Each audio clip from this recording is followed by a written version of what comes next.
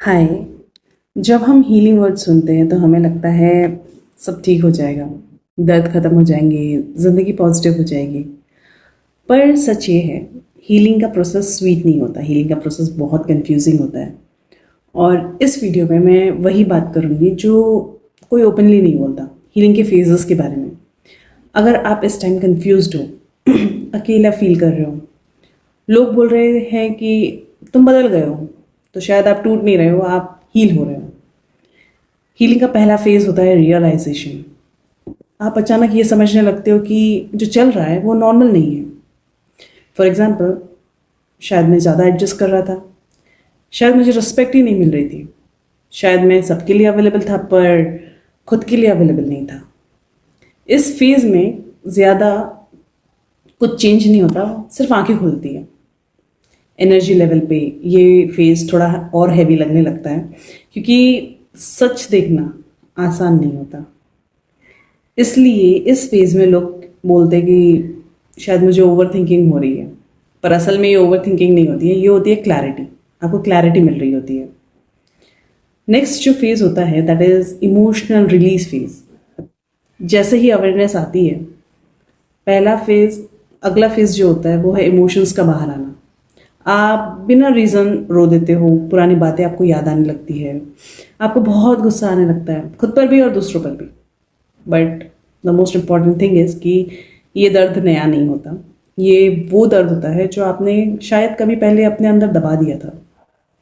जब तक हम बिजी रहते हैं, हमारी बॉडी हमारे इमोशंस को दबा देती है, पर जब हीलिंग स्टार्ट होती है तो बॉडी कहती है अब तुम सेफ हो, क्योंकि अब तुम महसूस कर सकते हो।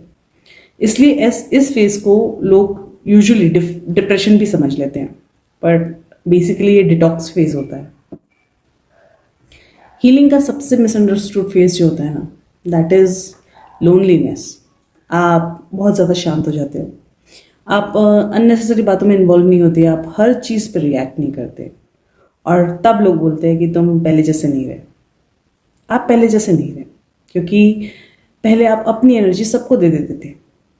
इस फेज में लोग नेचुरली अपने आप कम हो जाते हैं, क्योंकि आपकी एनर्जी अब सबको सूट नहीं करती।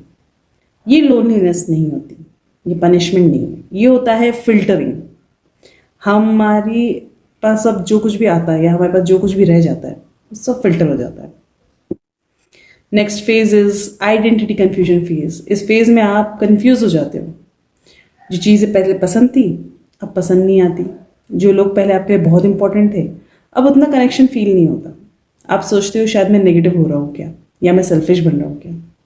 बट रियलिटी ये है, आप अपना पुराना वर्जन छोड़ रहे हो और नया वर्जन अब अभी तक आपका बना नहीं है। ये बीच का फेज जो होता है ना, ये सबसे अनकंफर्टेबल फेज होता है।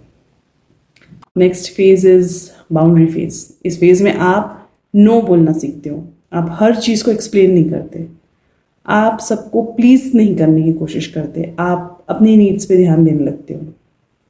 यहाँ से एनर्जी स्टेबल होने लगती है। और जो लोग सिर्फ आपके गिल्ट, फियर या ओवर थिंकिंग पे जीते थे, उनको ये फेज बिल्कुल पसंद नहीं आता, इसलिए आपको रेजिस्टेंस भी मिलने लगता है। Next phase is inner peace phase. Healing का मतलब ये नहीं होता है कि लाइफ में प्रॉब्लम्स ही नहीं आएंगी। हीलिंग्स का मतलब ये होता है कि प्रॉब्लम्स तो आएंगी, पर आप खुद को अब नहीं खोगे। आप इमोशनली स्टेबल हो जाओगे, आप खुद के साथ कंफर्टेबल हो जाओगे, आप क्योस में भी शांत रह पाओगे और आपको वैलिडेशन की भूख नहीं रहेगी। ये फेज बहुत शांति से आता है, बहुत क्वाइटली आता है। कोई सेलिब्रेशन नहीं, बस सुकून रहता है और बहुत गहरा सुकून होता है। हीलिंग एक सीधी लाइन नहीं होती। कभी आप आगे जाते हो, कभी आप पीछे आ जाते हो, पर अगर आप अवेयर हो तो कभी वापस पुराने पैटर्न्स में नहीं जाते। हीलिंग का मतलब परफेक्ट होना नहीं होता। हीलिंग का मतलब होता है रियल होना। जो आप एक्चुअली हो अंदर, वही आप बाहर हो। और अगर आप ये वीडियो सुन के सोच रहे हो ये सब मेरे साथ हो रहा है, तो कंग्रेचुलेशंस, आप टूट नहीं रहे हो, आप इवॉल्व हो रहे हो।